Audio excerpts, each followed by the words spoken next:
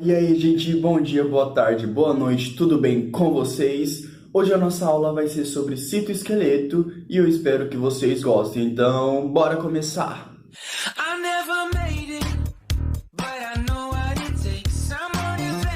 Então, gente, vamos começar a falar, mas antes de falar disso, não se esqueçam de deixar o like de vocês, se inscreverem no canal, ativar o sininho para que vocês recebam a notificação assim que eu lançar vídeos novos, tá bom? Então, bora lá!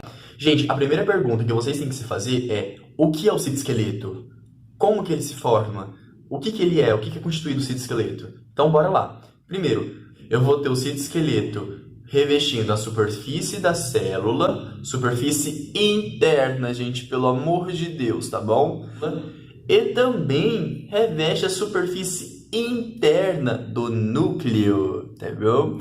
Agora vamos especificar melhor isso. Nós temos 3 tipos de filamentos que constituem os citoesqueletos, que são os filamentos de actina, os filamentos de intermediários e os microtúbulos.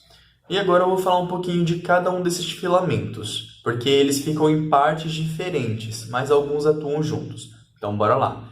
Primeiro, o filamento de actina, ele vai atuar revestindo a face interna da célula para que ela tenha aquela sustentação. Já os filamentos intermediários, eles também vão estar revestindo a face interna. Mais interna do que? Da célula e também do núcleo. Por quê? Nós vamos falar um pouquinho depois, a próxima aula, sobre junções. E aí nós vamos especificar melhor o que são essas junções. Então, eles também vão estar contribuindo nesse revestimento interno também da célula, mas é para distribuição de atritos. Quando a célula ela tem que distribuir as forças mecânicas que ela recebe de fora. Então, esses atritos distribuído ao longo da célula e passada para as células adjacentes, ou seja, ao lado, por meio desses filamentos intermediários. E dentro da lâmina interna do núcleo, também nós temos esses filamentos intermediários. Dentro da membrana interna do núcleo, ela vai ter a função de manter a forma do núcleo. Então, ele também vai estar revestindo toda aquela lâmina interna do núcleo. Já os microtúbulos, eles são responsáveis pela formação do fuso. O que é fuso? O fuso nós vamos estudar um pouquinho quando eu falar do ciclo celular, que nós vamos falar um pouquinho da mitose. Então você já tem essa ideia. Os filamentos de actinas, eles vão ter essa função de suporte na célula. Os filamentos intermediários vão ter essa função de distribuição de atrito pela célula, e os microtúbulos têm a função de formação do fuso mitótico. Então, gente, agora eu vou começar a explicar para vocês mais detalhadamente esse citoesqueleto e esses filamentos que eu disse para vocês, tá bom? Então tá. O filamento de actina, como nós dissemos, ele é responsável por essa sustentação da célula para que ela mantenha esse formato, correto? Então, ele também vai ser utilizado para também a locomoção. Já os filamentos intermediários, nós vamos colocar, sabe, o tecido epitelial que nós temos? Tecido epitelial, aí o tecido conjuntivo, aí tem o tecido muscular. Entre o tecido epitelial, nós temos várias fibras, mas uma delas é um dos filamentos intermediários, onde vai distribuir esse atrito que teve na camada mais superficial para a camada mais interna. Então ele sempre vai ter essa função de distribuir esses atritos. Então, gente, vamos falar um pouquinho do microtúbulo. O que é o microtúbulo? Ele é uma parte mais espessa de filamentos, e essa parte mais espessa ela é formada por 13 protofilamentos, estes aqui. E esses protofilamentos, eles são heterodínamos, ou seja, eles são hétero de diferentes. Eles são diferentes, esses protofilamentos.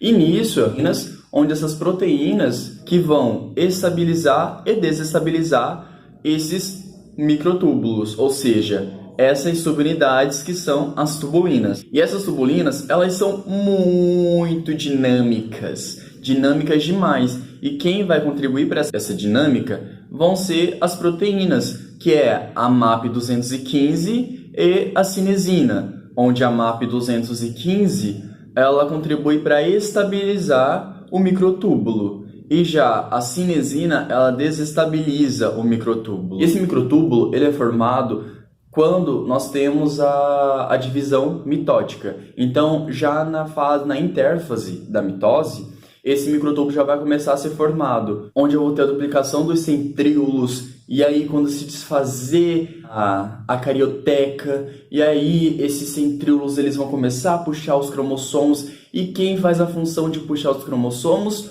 Os microtúbulos. Então, gente, o microtúbulo é muito importante na fase onde nós vamos ter a divisão celular. E nisso que nós temos essa divisão celular, quem faz essa função de puxar os cromossomos e separar esses cromossomos ou essas cromátides irmãs são os microtúbulos. Então, eles é de suma importância para a célula. E também, gente, outra característica é que nesses microtúbulos nós temos a presença de proteínas motoras, onde as proteínas motoras elas vão estar carregando organelas de um lado para o outro. E essas proteínas motoras, sabe o que elas fazem? Ela converte a energia da hidrólise, ou seja, da quebra da água, em ATP para que elas possam se movimentar e carregar essas organelas por meio dos microtúbulos. Então, vamos resumir. Os microtúbulos ele tem a função de participar da divisão celular na mitose e também onde ele vai puxar os cromossomos e separar os cromossomos e as cromátides, e também tem a função de ser, vamos dizer que ele serve como passarela para que as proteínas motoras se locomovam por meio dele, ou seja, em cima dele as proteínas motoras elas vão estar se movimentando. Eu vou deixar uma foto bem aqui para vocês terem uma noção de como que funciona isso. Provavelmente vocês já devem ter visto em algum vídeo onde tem uma proteína carregando uma organela por cima dela por meio de, parece um cordão. Este cordão que é o microtúbulo, aquela coisinha pequititinha, fofinha, é a proteína motora carregando uma organela enorme por cima dela. Então, estas são as funções do microtúbulo. E para concluir, gente, vamos dar um exemplo aonde que nós temos citoesqueleto. O citoesqueleto ele reveste toda a superfície interna da célula. E nós temos a presença de filamentos de actina, sabe na onde, gente? Sabe naquelas microvilosidades que nós temos lá na parede do intestino? Então, essas microvilosidades, elas são revestidas por filamentos de actina para dar suporte a ela. Bora falar uma outra curiosidade, gente? Então, sabe como que ocorre a contração muscular? Então, nós temos os filamentos de actina e nós temos a miosina, onde os filamentos de actina vai se ligar à miosina e eles vão fazer tanto o encurtamento, que é a contração, quanto a distensão daquele músculo. E para isso eu preciso desses filamentos de actina e filamentos de miosina, onde esses filamentos eles vão se juntar para fazer a contração e vão se dissociar, ou seja, vão se desfazer para fazer o relaxamento daquele músculo. Então, é uma outra característica dos filamentos de actina. Eles também têm essa importante função da contração e do relaxamento do músculo. Bora falar uma outra curiosidade dos filamentos intermediários também.